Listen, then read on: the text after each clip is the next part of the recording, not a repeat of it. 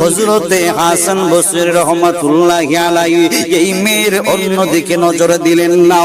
আল্লাহর ওলি ডাক দিয়া কই মাইয়া রে, ও মেয়ে, তোমার বাবা এমন ভাবে কবরের মধ্যে অশান্তির মধ্যে রয়েছে, তোমার কারণে তোমার বাবার কবরের মধ্যে আযাব হইতেছে।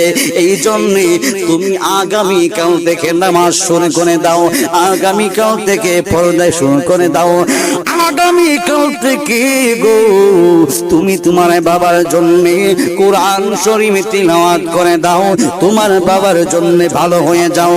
ওই মেয়েটা ডাক দিয়ে কই আপনি কে? আপনাকে তো চিনলাম না, আমার বাবা তো মরে গেছে, আমার বাবার খবর আপনি কোথায় থেকে পেয়েছেন?